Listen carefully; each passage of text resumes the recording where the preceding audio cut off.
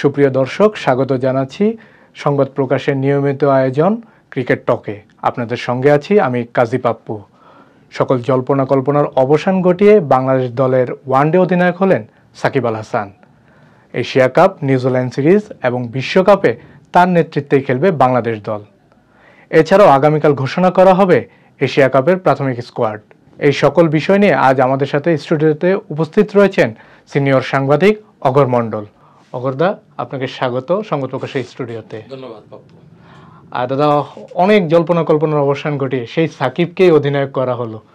কিভাবে দেখছেন সাকিবের অধিনায়কত্ব? কেমন করবে সেই নতুন ধাপে এসে? জল্পনা কল্পনার অবসান অনেক আগেই। জল্পনা কল্পনা ছিল তিনি কখন কিভাবে ঘোষণাটা করা হবে। এই সাকিব অধিনায়ক হচ্ছেন বা তাকে ছাড়া বিকল্প চয়েস ওই রকম নেই, এটা কিন্তু সবাই জানতেন। কিন্তু এই নাটকীয়তার জন্ম হলো কোথায়? শুধুমাত্র বোর্ডের কে কখন কিভাবে ঘোষণা করবেন। শেষ পর্যন্ত বাংলাদেশ দলের অধিনায়কের নাম ঘোষিত হলো একটা গ্যারেজ থেকে। এই তো আপনার নাটক বা জল্পনা কল্পনার অবসান হলো একটা গ্যারেজে। সেটা আর যাই হোক, ক্রিকেটেও শিষ্টাচার, কালচার, সংস্কৃতির সঙ্গে একটু বেমানান। কেমন করবেন সাকিব সেটা পরের প্রশ্ন, কিন্তু যেভাবে দল ঘোষণা করা উচিত, অধিনায়কের নাম আসা উচিত, আমার কাছে মনে হচ্ছে এই জায়গাটায় আমাদের কোথায় যেন একটা ঘাটতি থেকে যায়। প্রতিবার আশা করা হয় যে একটু অন্যভাবে সুন্দরভাবে গোছানো অধিনায়কত্ব দেওয়ার জন্য বা অধিনায়কত্ব কাকে দেওয়া হবে এই সিদ্ধান্ত নেওয়ার জন্য যদি board emergency meeting, coat unquote emergency মিটিংয়ে একটা মাত্র এজেন্ডা ওয়ানডে ক্যাপ্টেন্সি, সেই মিটিংয়ের সিদ্ধান্ত হয় না, তাহলে সেই ইমার্জেন্সি মিটিং মূল্যহীন। ইমার্জেন্সি মিটিংয়ের সিদ্ধান্ত কি? বোর্ড সভাপতিকে দায়িত্ব দেওয়া হলো যে তিনি ঠিক করে দিবেন। তাহলে বাকি এই যে মিটিং 2 ঘন্টা 2.5 ঘন্টা খাওয়া দাওয়া ছাড়া তো আর কিছুই হলো না, তাই না? কিন্তু ঘোষণাটা এলো কিভাবে? কোনো এক শুক্রবার গ্যারেজে দাঁড়িয়ে তিনি ঘোষণা করলেন। এটা আর সাকিব কেমন করবে? বরং সব থেকে নির্ভর সাকিব যে তিনি অধিনায়কত্ব করবেন তার মতন করে।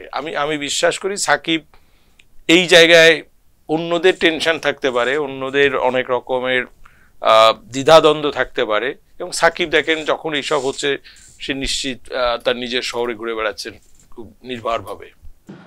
মানে 2011 সালে এই সাকিবের নেতৃত্বেই কিন্তু বিশ্বকাপ খেলেছিল। সেবার আমরা 3টা ম্যাচ জিতেছিলাম, 3টা ম্যাচ হেরেছিলাম, অর্থাৎ পয়েন্ট টেবিলের 5 নম্বরে ছিল। প্রায় 1 যুগ পর আবারও সাকিবের নেতৃত্বে বিশ্বকাপে যাব। আপনার কেমন মনে হচ্ছে, মানে ওই দলটার সাথে এই দলটার পার্থক্য এবং বিশ্বকাপে বাংলাদেশ কিরকম করবে সাকিবের নেতৃত্বে এবার? দেখুন, 2011 বিশ্বকাপে সাকিব অধিনায়কত্ব করলেন, বাংলাদেশ নিজের মাটিতে ম্যাচ খেলেছিল বেশ, এইটাই হচ্ছে বড় ব্যাপার, অ্যাডভান্টেজ ছিল। কিন্তু সেই দলটার সঙ্গে এই দলটার মিলাতে গেলে অনেক রকমের পার্থক্য আছে। সেই সাকিবের সঙ্গে এই সাকিবেরই অনেক পার্থক্য। তিনি এখন অনেক অভিজ্ঞ, অনেক কর্তৃত্ব নিয়ে অধিনায়কত্ব করার সামর্থ্য তার আছে, বিকজ তিনি প্রুভেন পারফর্মার, প্রমাণিত, নিজে পারফর্ম হিসেবে প্রমাণিত। দলের উপর তার কর্তৃত্ব থাকবে। দলের একটা আসলে বিশ্বকাপ আপনি যেভাবে শুরুটা করেছিলেন যে বাংলাদেশ দলের ওয়ানডে অধিনায়ক কে হবেন, আমি যদি এটাকে মনে করি যে আসলে এটা it's a project. Asia cup, New Zealand series এবং বিশ্বকাপ, এই 3টা মিলে একটা প্রজেক্ট। এই প্রজেক্টের সিও কে হচ্ছেন সেইটাই ছিল মূলত ব্যাপার। এই প্রজেক্টটা রান করাবেন কে, সেই সিওর ভূমিকা, আমি আবারও বললাম যে এটা যদি প্রজেক্ট ধরি তাহলে সিওর ভূমিকায় সাকিব আল হাসান, এবং একেবারে যোগ্য লোকটাকেই বেছে নেওয়া হয়েছে, তার থেকে বিকল্প কিছু ছিল না। যে নামগুলোই উচ্চারিত হোক না কেন, পাশাপাশি যদি রাখি, সেইখানে কখনো যারা ন্যূনতম ক্রিকেট বোঝেন, জানেন বা খোঁজ খবর রাখেন, সাকিবের থেকে বেটার চয়েস আছে এটা ভাববেন না, অন্তত এই মুহূর্তে। দাদা, যেটা আপনার কাছ থেকে জানতে চাচ্ছিলাম যে অবশেষে মানে বাংলাদেশ দলের এই যে তামিম রিটায়ার্ড কোর্স মানে অধিনায়কত্ব ছেড়ে দিয়েছিল আগস্টের 3 তারিখে, এত একটা গ্যাপ, তারপরে কেন আমাদের এতদিন দেরি করতে হলো একটা অধিনায়কের ঘোষণা করতে? তো ওই যে আপনি শুরুতেই বললেন যে ওই যে পেশাদারিত্ব বোর্ডের, আসলে কি এখানে পেশাদারিত্বের গাফলতি আছে কিনা? দেখুন, পেশাদারিত্ব শব্দটা মানে খুব ছোট্ট মনে হতে পারে কথাটা, কিন্তু ব্যাপ্তিটা অনেক বড়। পেশাদারিত্বের ঘাটতি তো সব জায়গায় বোঝা যায়। তামিমের ছেড়ে দেওয়া, নিজে অপেশাদারি আচরণ করলেন। সিরিজের মাঝপথে তিনি একবার বললেন যে আমি অধিনায়কত্ব করব না। তাহলে তিনি হচ্ছে প্রথমত যদি আমরা কাগজে কলমের দিকে নজর রাখি, তাহলে কোড অফ কন্ডাক্টটা ব্রিজ করেছেন। সেই জায়গায় তিনি পারেন না এটা করতে। এই সিদ্ধান্ত নেওয়ার আগে তাকে অবশ্যই কথা বলা উচিত ছিল ক্রিকেট অফিসের চেয়ারম্যান ক্রিকেট অফিসের চেয়ারম্যানের সঙ্গে আলোচনা ফলপ্রসূ না হলে তার কথা বলা উচিত ছিল বোর্ড সভাপতির সঙ্গে। তারপরে তিনি নিজের কারণ দেখাতেই পারেন যে আমি ইনজুরি আক্রান্ত বা ব্যক্তিগত কারণ আমি অধিনায়কত্ব করব না। তো তামিম একজন পেশাদার ক্রিকেটার হিসেবে তিনিও কিন্তু অপেশাদারি আচরণ করে সরে গেলেন। আমি বলবো সেটাকে একটা নাটক। এর পরবর্তীতে একটা দেশের প্রধানমন্ত্রী তাকে ডেকে বা গণভবন পর্যন্ত এসে তিনি তো রাজি হলেন খেলবেন বা কিছু একটা, এবং তিনি একজন মেন্টরও খুঁজে নিতে চাইলেন, নাম প্রস্তাব করলেন। যদি আমি ভুল না করি মাশরাফির নামই তিনি বললেন। মাশরাফিকে তিনি চান, এই চাওয়ার মধ্যে কি ছিল? আমি চাই মানে কি? তার মানে তিনি তখন অধিনায়কত্বের জায়গা থেকেই কথাটা বলছিলেন। কি হলো পরবর্তীতে? তিনি আবার বললেন যে আমি নেই। তিনি যখন বললেন আমি নেই, তার মানে কি তিনিও এখানে কি হলো? যেমন ক্রিকেটার, তাহলে বোর্ড তার বিপক্ষেও কোনো বক্তব্য নেই। বোর্ড কি তাকে জানতে চেয়েছে তুমি এই কাজটা কেন করলে? তাহলে বোর্ড সেই জায়গায় মেরুদণ্ড সোজা করে কথা বলার যোগ্যতা দেখাতে পারছে না বোর্ড যারা পরিচালনা করছেন। যখন ক্রিকেটের থেকে ক্রিকেটার বড় হয়ে যায় তখন ঝামেলা তৈরি হয় বাংলাদেশ ক্রিকেটে, এবং আমাদেরও ঝামেলা আছে। আমরা বারবার বলি আমরা সাংবাদিকতা করতে, বিশেষ করে এই উপমহাদেশে একটা বড় জিনিস হয়ে গেছে যে cricketer is not greater than cricket. আমাদের হয়ে গেছে উল্টো, যে ক্রিকেটার অলওয়েজ গ্রেটার দেন বা বিগার দেন ক্রিকেট হয়ে যাচ্ছে। আমরা যত নিউজ প্রিন্ট, যত শব্দ খরচ করি ক্রিকেট নিয়ে, তার থেকে বেশি শব্দ খরচ করি কোনো ব্যক্তি ক্রিকেটারকে নিয়ে। তো এই জায়গায় আমরা অপেশাদার। আমি আবারও নিজের দায় নিয়ে বলছি, আমরা অপেশাদারিত্বের পরিচয় দিচ্ছি। ৪৫ দিন সময় লাগলো পরবর্তী অধিনায়কের নাম ঘোষণা করতে। তার মানে আমাদের কোনো লং টার্ম প্ল্যান নেই, পরিকল্পনা নেই। ৫ বছর পরে বাংলাদেশ ক্রিকেটকে আমরা কোথায় দেখব সেটা দূরে থাকুক, 5 দিন পরে আমরা কি দেখবো সেটাই জানছি না, আমাদের পরিকল্পনা নেই। তামিম যদি না থাকে, তার ডেপুটি কে ছিলেন? তাহলে আমাদের ডেপুটি ঠিক করা ঠিক ছিল না। তার ডেপুটি যদি লিটন দাসকে দেওয়া হয় তাহলে অটোমেটিক তাকে সুযোগটা আসবে। তাকে যখন বাদ দিতে হলো, তাকে দায়িত্ব দেওয়া হলো না, তাহলে ওখানেও একটা গলদ আছে যে তাহলে ডেপুটি হিসেবে সঠিক লোকটাকে আমরা বেছে নেয়নি যে তামিম বা সাকিবের অনুপস্থিতিতে নেতৃত্ব দিতে পারবেন। ধরুন সাকিব কোনো কারণে 2টো ম্যাচ খেলতে পারবেন না বা ইনজুরি আক্রান্ত হতে পারে, আমরা কেউ জানি না, তখন নেতৃত্ব কে দিবেন? কেউ না কেউ তো অধিনায়ক, সহ অধিনায়ক থাকবেন। তো সেই সহ অধিনায়ক মানে কি? যাকে নিয়ে আগামীর কথাও ভাবা হয়, যে অধিনায়কের অনুপস্থিতিতে স্ট্যান্ডিং ক্যাপ্টেন না, তিনি হয়তো আগামীতে একটা অদূর ভবিষ্যতে দলকে নেতৃত্ব দিতে পারেন এমন একজনকে খুঁজে নিতে হয়। সেখানে আমাদের সমস্যা আছে। না হলে এই ৪৫ দিন পরে একজন নতুন অধিনায়ক খুঁজিনি, আমরা নতুন একজন খুঁজিনি, আমরা সেই সাকিবকেই বেছে নিলাম। 3 ফরম্যাটেই সাকিব বাংলাদেশ। একদিক থেকে ভালো হলো যে সাকিব অ্যাটলিস্ট বাংলাদেশ দলের ড্রেসিং রুমটা অন্যদের থেকে ভালো জানেন, ভালো চেনেন, দলের খেলোয়াড়দের পালসটা বোঝেন, মনটা বোঝেন। এবং আধুনিক ক্রিকেটে সব থেকে জরুরি যেটা, যে কোচ ক্যাপ্টেনের সঙ্গে সম্পর্কটা একেবারে আমি বলবো স্বামী স্ত্রীর সম্পর্কের মতন। ঘর সংসারটা ঠিক মতন করতে হলে বোঝাপড়া দরকার, সমঝোতা দরকার। তো সেই জায়গাটায় সাকিবের সঙ্গে যদি হাতুরু সিং এর সমঝোতাটা বা আন্ডারস্ট্যান্ডিংটা ভালো হয় তাহলে বাংলাদেশ ভালো কিছু করবে, আদারওয়াইজ অন্য কিছু হতে পারে। যেটা হলো যে মানে শুরুতেই আমরা এশিয়া কাপ পাচ্ছি এবং এখনো এশিয়া কাপ স্কোয়াড ঘোষণা করা হয়নি, যেটা কালকে হয়তো বা ঘোষণা করা হবে। আজকে বোর্ড প্রেসিডেন্ট তেমনটাই ইঙ্গিত দিল। তা আপনার কাছে মনে হচ্ছে, সে কিন্তু বলেছে যে 4 থেকে 5টা পেসার নিয়ে খেলবে, 2জন স্পিনার, সাকিব মিরাজ অবধারিত থাকবে, অপশনাল থাকতে পারে নাসুম বা তাইজুল, যে কোনো একজন।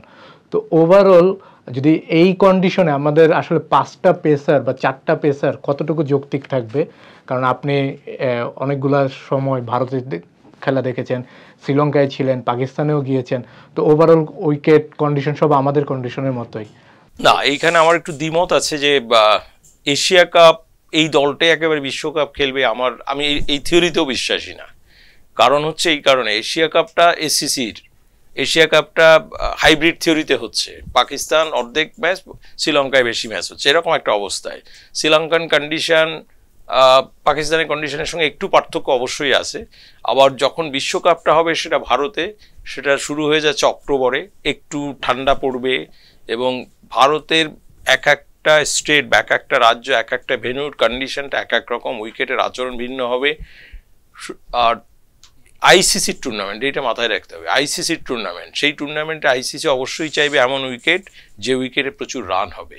সেই রান করতে পারে ব্যাটারদের খেলা হবে বিশ্বকাপ, সেইখানে ব্যাটিং স্ট্রেংথ বাড়বে যদি না থাকে বাড়ানোর ক্ষমতা, আবার একই সঙ্গে উইকেট টেকার বোলার আপনি 5 জন পেসার নিচ্ছেন না 5 জন স্পিনার নিচ্ছেন সেটা দরকার নাই, আপনার বোলারের কোয়ালিটি কেমন সেটা বিষয়, এবং কাদের এগেনস্টে বল করতে হবে সেটা আপনাকে বুঝতে হবে।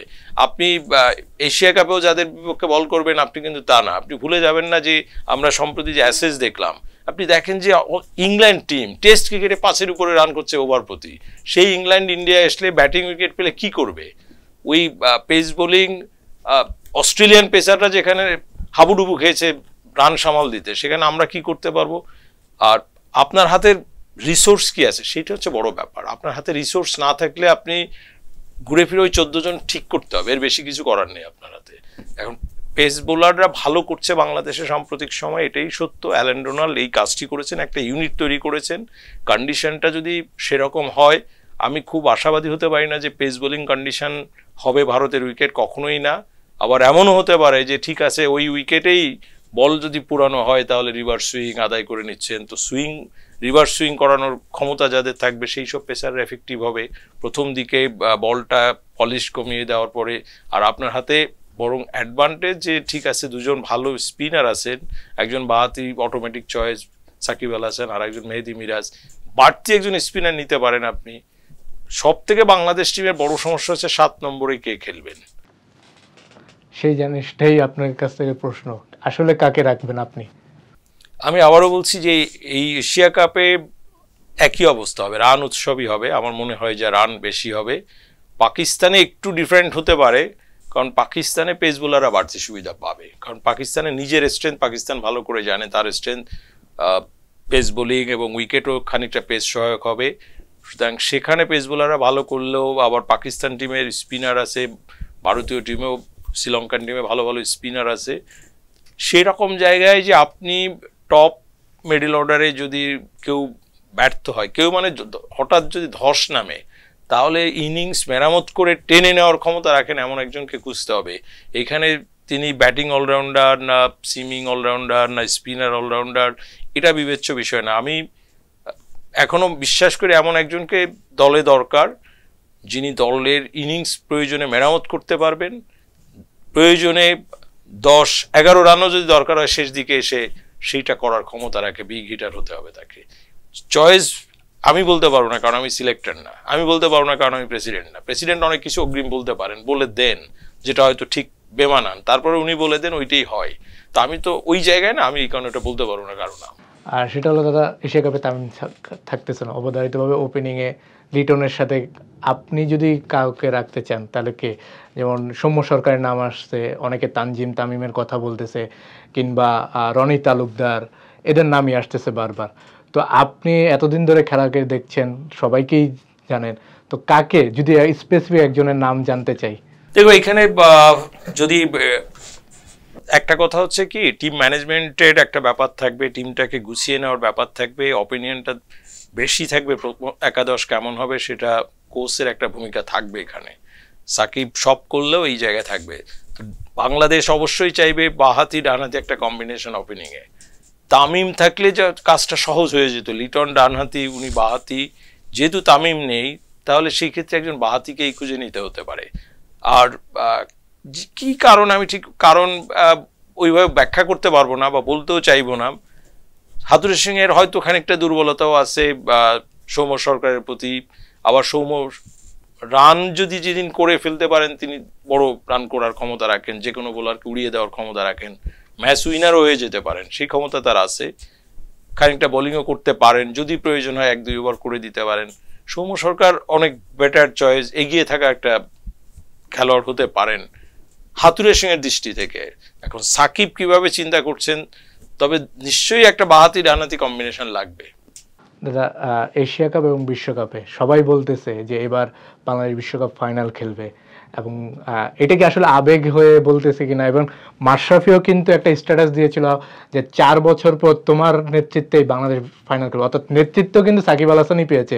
এখন কি ফাইনালটা যাবে কিনা বিশ্বকাপে? দেখুন, সোশ্যাল মিডিয়ায় বলা আর 22 গজে করে দেখানোর ভিতর অনেক পার্থক্য থাকে। মাশরাফির নেতৃত্বে যে দলটা 2019-এ খেলেছিল সেই দলটা সম্পর্কেও কিন্তু বলা হচ্ছিল দলটা ভালো ছিল, কিন্তু বাংলাদেশ খেলেছিল 10 জন নিয়ে। কাকে বাদ দিয়ে খেলেছিল সেটা তারা বলে, যার অধিনায়ক নিজেই পারফর্ম করতে পারেননি, আনফিট বলা হচ্ছিল।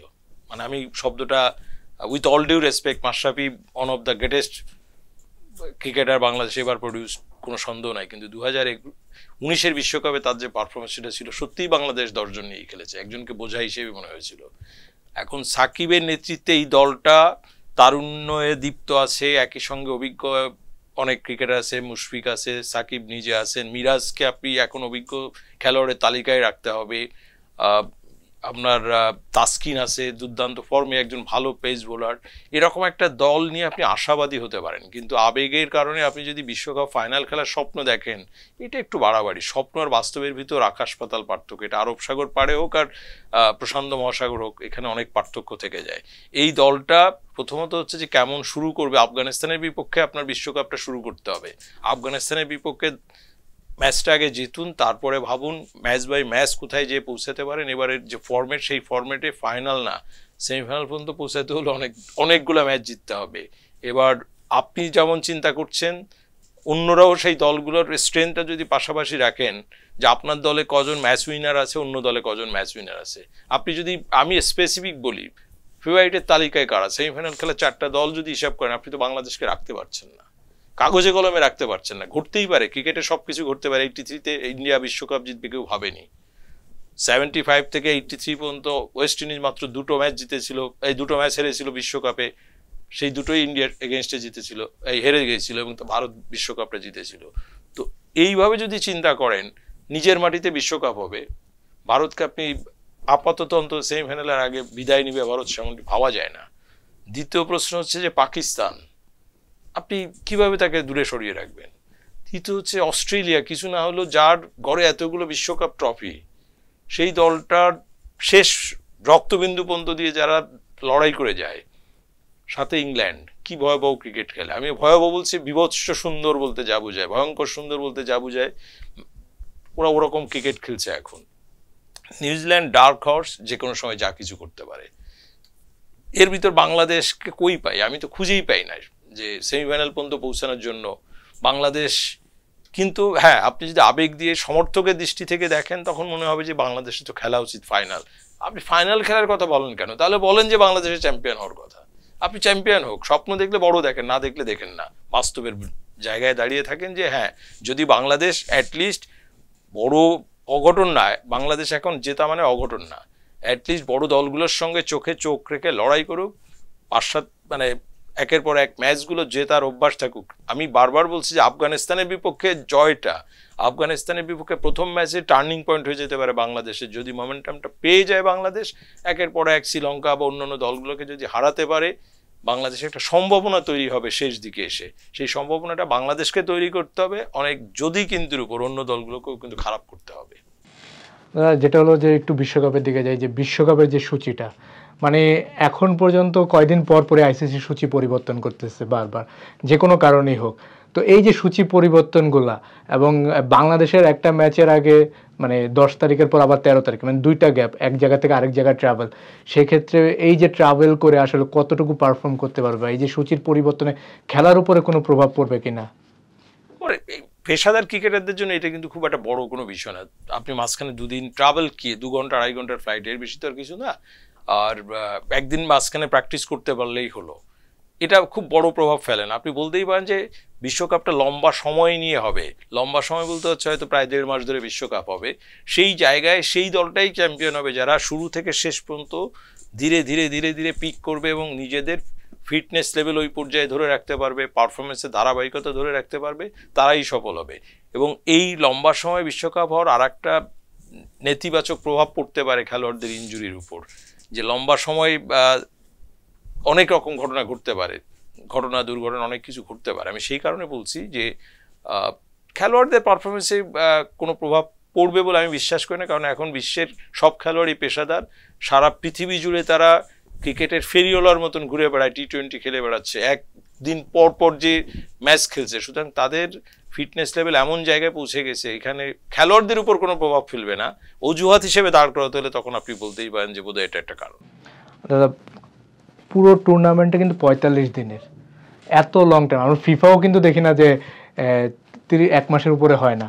এই পুরো টুর্নামেন্টটা 45 দিনের, তো আসলে এই সময়টুকুতে প্লেয়ারদের মানসিকতাটাকে কতটুকু ধরে রাখা সম্ভব, যে পারফরমেন্স বা সবকিছু মিলে? এটা আমি আপনাকে বোধহয় আগেই বলেছি, যে কারণ এটা হচ্ছে যে পেশাদার ক্রিকেটার এখন তো কেউ বিনা আর সেই ভদ্রলোকের খেলা না, যে গেলাম আসলাম খেললাম দুলিয়ে, তা না, তারা প্রত্যেকে পেশাদার। এখন রাত 12টায় ম্যাচ শেষ হলে হয়তো 1টার ভিতর আপনি বহু ক্রিকেটারকে খুঁজে পাবেন জিমে ঢুকে পড়েছেন। তো তারা নিজের ফিটনেস নিয়ে এত সচেতন, মানসিকভাবে এত দৃঢ়, তো এদের এই 45 দিন বা ইয়েতে তাদের উপর কোনো প্রভাব পড়বে আমি বিশ্বাস করি না। আর এত কোচিং স্টাফ যেখানে আপনার আছে, সাপোর্ট স্টাফ আছে, সুস্থ করে তোলার জন্য সব ধরনের মানসিক সুস্থতা একটা ব্যাপার থাকে, মানসিকভাবে খেলোয়াড়দের প্রস্তুত রাখা, ফিজিক্যাল ফিটনেস আর মেন্টাল ফিটনেসের ভিতরেও কিন্তু অনেক পার্থক্য আছে, এবং সেই দুটোরই প্রয়োজন আছে ফিটনেসটা। বরং কিছুটা ইতিবাচক তো দিক আছে, 45 দিনের আপনি একটু নিজেকে রিফ্রেশ করার জন্য সময় তো পাবেন। আজকে শেষ করতে হবে, যাওয়ার আগে আপনার কাছে বিশ্বকাপের ফেভারিট 4টা দল যারা সেমিফাইনাল খেলার মতো রাখে, একদম ফেভারিট? আপনি বলেছেন কারণ নিউজিল্যান্ড আছে, ইংল্যান্ড, অস্ট্রেলিয়া, ভারত। আমার চোখে England, Australia, Bharat, Pakistan champion. Very difficult question to give the answer, এবং এটা এত বোকামি করা মানে ক্রিকেট নিয়ে কেউ করবে বলে আমি বিশ্বাস করি না। তারপরও একটা প্রেডিকশন দেখি দাদা। এটা খুবই কঠিন, তবে আমি খুশি হব যদি এই উপমহাদেশের কোনো দল জেতে, তাহলে এই উপমহাদেশের ক্রিকেটের জাগরণটা ঠিক থাকবে। ধন্যবাদ দাদা আপনাকে আমাদের স্টুডিওতে এসে সময় দেওয়ার জন্য। আপনাকেও ধন্যবাদ, এবং একই সঙ্গে সংবাদ প্রকাশের দর্শকদের ধন্যবাদ যারা এতক্ষণ আমাদের এই সঙ্গে থাকলেন বা দেখলেন। এশিয়া কাপ এবং বিশ্বকাপে বাংলাদেশ ভালো করবে এই প্রত্যাশা নিয়ে দর্শক আজ এখান থেকে বিদায় নিচ্ছি।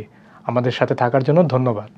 সংবাদ, ফিচার ও অনুষ্ঠানের জন্য ভিজিট করুন সংবাদ প্রকাশের ওয়েবসাইট এবং যুক্ত থাকুন ফেসবুক পেজ ও ইউটিউব চ্যানেলের সঙ্গে।